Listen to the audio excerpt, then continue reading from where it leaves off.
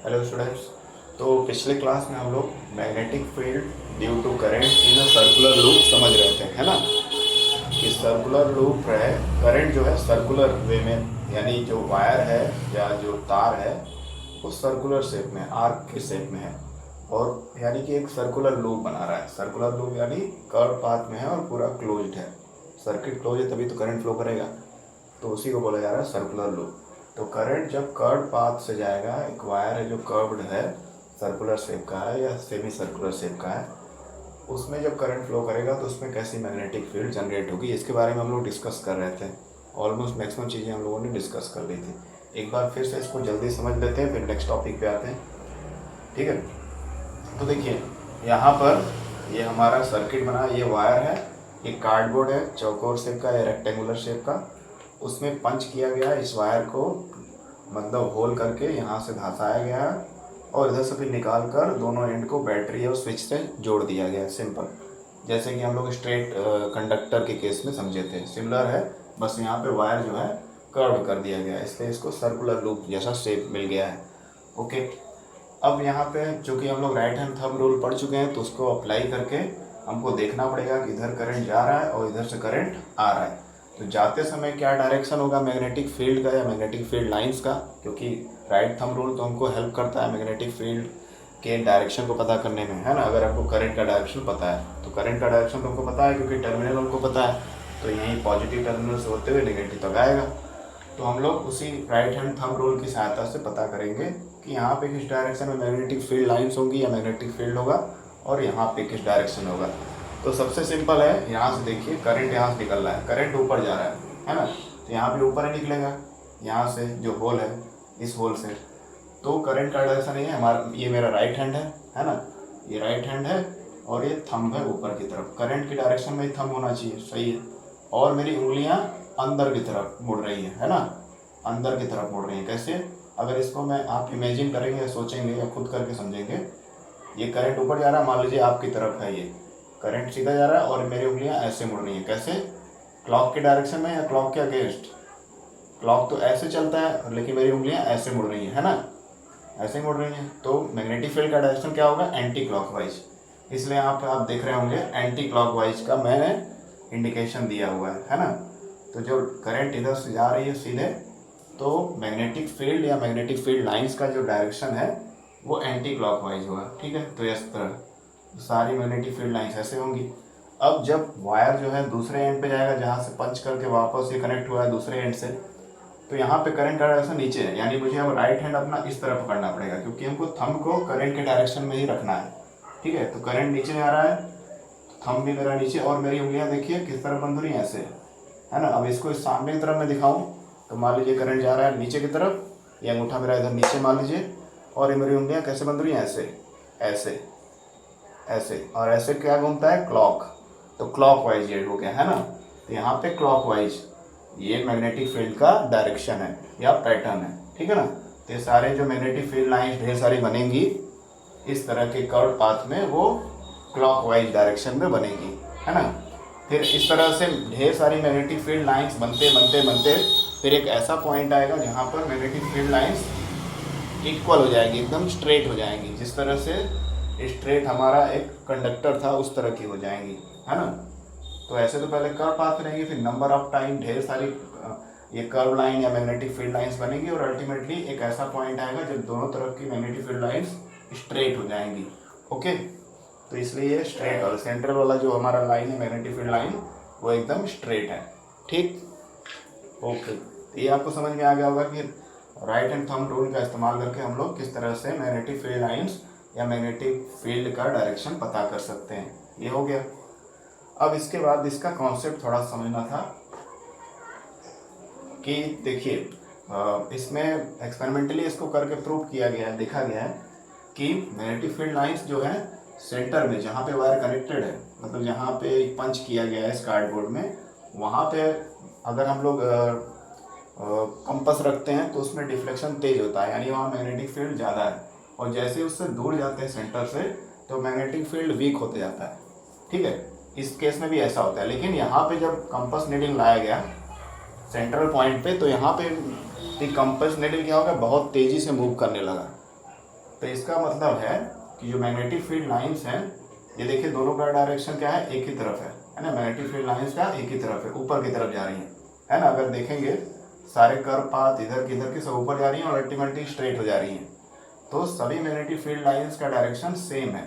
तो अल्टीमेटली जब सारे मैग्नेटिक फील्ड लाइंस का वैल्यू जुड़ जाता है तो यहाँ पे मैग्नेटिक फील्ड बढ़ जाता है सेंट्रल पॉइंट पे, है ना। सेंटर पे मैग्नेटिक फील्ड का वैल्यू हाई हो जाता है। तो magnetic field high at centre, कहाँ पे सेंटर पे, जहाँ स्ट्रेट मैग्नेटिक फील्ड लाइंस दिख रही हैं। यानी इसका सीधा सा मतलब है सारी मैग्नेटिक फील्ड लाइंस का जो वैल्यू है वो ऐड हो गया है और अल्टीमेटली जो स्ट्रेट लाइन मिल रहा है, जो सेंट्रल पॉइंट मिल रहा है, वहाँ पे मैग्नेटिक फील्ड बहुत ज़्यादा है। ठीक है, ओके, हाँ, तो ये समझ गए। और एक बात और ध्यान देने वाली है कि जो करंट होता है, करंट का वैल्यू जैसे जैसे बढ़ता है वैसे वैसे ही मैग्नेटिक फील्ड लाइंस का भी वैल्यू बढ़ता है। ठीक है, तो इस तरह कर सकते हैं हम लोग कि जो मैग्नेटिक फील्ड है जिसको हम लोग B से रिप्रेजेंट कर सकते हैं, फिलहाल अभी नहीं लिखेंगे, हायर क्लास में इसको B से रिप्रेजेंट करते हैं। यहाँ मैं सिंपल वे में समझा दे रहा हूँ। ठीक है, तो B फॉर मैग्नेटिक फील्ड होता है। तो magnetic field is directly proportional to current. जैसे जैसे करंट का वैल्यू बढ़ेगा वैसे वैसे मैग्नेटिक फील्ड और ज़्यादा स्ट्रॉन्ग होते जाएगा और सेंट्रल पॉइंट पे उतना ही ज़्यादा मैग्नेटिक फील्ड होगा। अब देखिए, जब सारी मैग्नेटिक फील्ड लाइंस यहाँ पे समअप होगी, सारी का वैल्यू, सबका वैल्यू जुड़ गया, तो सबका वैल्यू जुड़ गया तो यहाँ पे मैग्नेटिक फील्ड बहुत ज़्यादा हो गया, जिसका इंडिकेशन हमको कंपास नीडल से पता चलता है। ठीक है, अब यहाँ पे मैग्नेटिक फील्ड अगर ज़्यादा है तो करंट भी क्या होगा, यहाँ पे ज़्यादा होगा, क्योंकि मैग्नेटिक फील्ड और करंट डायरेक्टली प्रोपोर्शनल है ना। सो इसको वर्ड्स में लिख देते हैं, magnetic field is directly proportional to current. ठीक है, करंट के डायरेक्टली प्रोपोर्शनल होता है मैग्नेटिक फील्ड, ये भी हमको क्लियर हो गया। जहाँ मैग्नेटिक फील्ड ज़्यादा है वहाँ पे करंट भी ज़्यादा है। ये देखिए करंट का पाथवे है ना, तो करंट का वैल्यू यहाँ पे हाई हो जाता है क्योंकि मैग्नेटिक फील्ड यहाँ पे हाई हो जाता है। क्यों हो जाता है मैग्नेटिक फील्ड हाई, क्योंकि सारे जो मैग्नेटिक फील्ड लाइंस का डायरेक्शन आप देख रहे हैं ऊपर की तरफ जा रही है। भले ये मुड़ेंगी, बहुत दूर कहीं जाके मिलेंगी, बट अल्टीमेटली सारी ऊपर जा रही है, सबका वैल्यू समअप हो जा रहा है, ऐड हो जा रहा है, और that is why central point पे मैग्नेटिक फील्ड का वैल्यू हाई हो जाता है और वहाँ पे करंट का वैल्यू भी हाई होता है ना।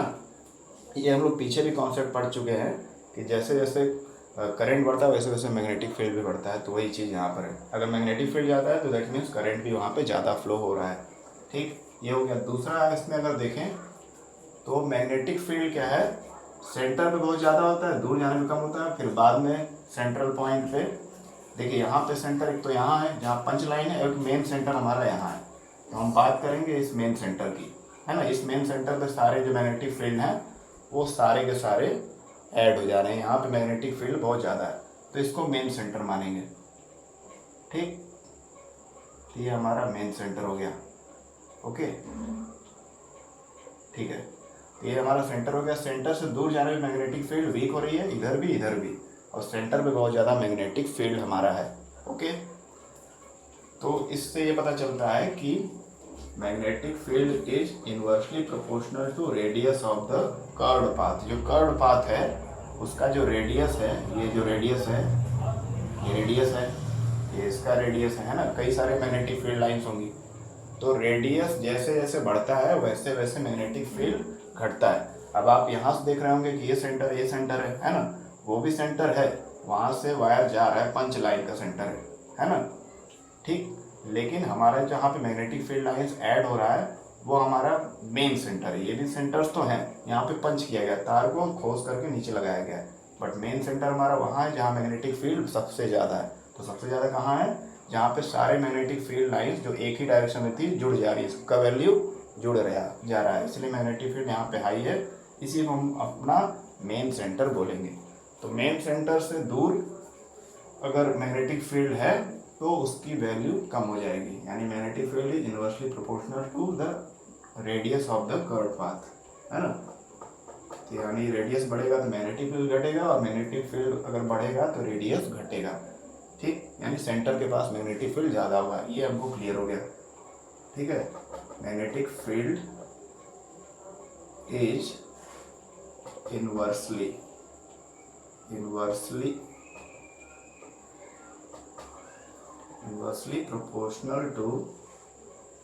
proportional to radius of curved path। ठीक है, रेडियस ऑफ कर्व्ड पाथ। ठीक है, जो कर्व्ड पाथ बन रहा है मैग्नेटिक लाइंस का, उसके रेडियस के इन्वर्सली प्रोपोर्शनल होता है हमारा मैग्नेटिक फील्ड। अगर मैग्नेटिक फील्ड ज़्यादा है तो रेडियस कम होगा, यानी सेंटर की तरफ ज़्यादा मैग्नेटिक फील्ड आएगा। सेंटर से दूर जाएंगे तो मैग्नेटिक फील्ड वीक होते जाएगा। क्लियर है? चलिए, ये सारी चीज़ें पता चल गई, और इसके साथ साथ हमको ये भी पता चलेगा, या पता चल रहा है कि देखिए, जैसे जैसे नंबर ऑफ वायर जितनी बार लपेटा जाएगा उतना ही मैग्नेटिक फील्ड स्ट्रांग होते जाएगा, है ना, उतना ही मैग्नेटिक फील्ड स्ट्रांग होते जाएगा। यानी कि कोई अगर ये मान लीजिए कोई सपोर्ट सिस्टम है, कुछ भी है, लोहे का या कोई भी मेटल है, रॉड जैसा है, और इस पर वायर लपेटा गया है। ठीक है, इस पर वायर लपेटा गया है। ठीक है, तो ये वायर में करंट का डायरेक्शन तो सेम रहेगा ही, है ना। तो वायर में करंट का डायरेक्शन सेम रहेगा, जस्ट लाइक ये सर्कुलर लूप। तो सारे करंट का जो वैल्यू है उससे मैग्नेटिक फील्ड क्रिएट होगा। मैग्नेटिक फील्ड सारा कहाँ पे सेंट्रलाइज हो जाएगा? सेंटर में, है ना। इस जो आयरन या कोई रॉड नहीं है उसके सेंटर में मैग्नेटिक फील्ड सेंट्रलाइज हो जाएगा, और सेंट्रलाइज होने से क्या होगा? स्ट्रॉन्ग मैग्नेटिक फील्ड क्रिएट होगा। स्ट्रॉन्ग मैग्नेटिक फील्ड क्रिएट होगा, दैट मीन्स उसमें जो करंट फ्लो कर रहा है एक ही डायरेक्शन में है, और जितने ज़्यादा टर्न बढ़ेंगे, जितनी ज़्यादा बार हम लोग लपेटेंगे वायर को किसी रॉड पे, उतना ही स्ट्रॉन्ग मैग्नेटिक फील्ड जनरेट होता है। ये हमको पता चलता है सर्कुलर लूप के कॉन्सेप्ट से। ठीक है, अब जैसे ये मान लीजिए एक रॉड है, इसमें कम बार लपेटा गया वायर को या कॉइल को, तो उस केस में इसमें मैग्नेटिक फील्ड वीक होगा। लेकिन इसमें ज़्यादा बार लपेटा गया है, और जितने क्लोज लपेटा जाएगा वायर, है ना, जितने पास लपेटेंगे उतना ही मैग्नेटिक फील्ड ज़्यादा जनरेट होगा, क्योंकि सारे मैग्नेटिक फील्ड लाइंस जो होती हैं उनका वैल्यू ऐड हो जाता है, और फिर मैग्नेटिक जो स्ट्रेंथ होता है उसका और बढ़ जाता है। ठीक है, तो जितने नंबर ऑफ टाइम्स हम लोग वायर को लपेटेंगे, कॉइल करेंगे, उतना ही स्ट्रॉन्ग मैग्नेटिक फील्ड क्रिएट होगा। ठीक, अब इसी कॉन्सेप्ट पे बेस्ड अगला टॉपिक हमारा है, तो उसको हम लोग समझेंगे तो और ज़्यादा क्लियर हो जाएगा। चलिए, तो नेक्स्ट टॉपिक पे आते हैं। ये क्लियर हो गया, ठीक है ना। तो ये 2-3 बातें हमको समझ में आ गई, 1, 2, 3, और चौथा था कि जितने number of times, number of turns of coil increase, then magnetic field will increase.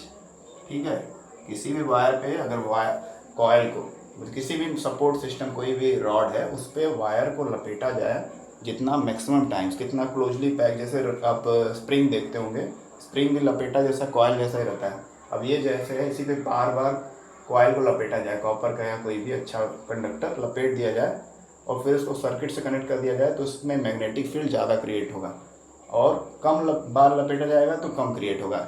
सीधा सा इसका मतलब है कि जितना ज़्यादा बार टर्न्स होगा, जितने ज़्यादा बार हम लोग वायर को लपेटे रहेंगे, उतना ही स्ट्रॉन्ग मैग्नेटिक फील्ड क्रिएट होगा। ठीक है, तो ये सारे कॉन्सेप्ट हमको सर्कुलर लूप के कॉन्सेप्ट से पता चल गया। ओके।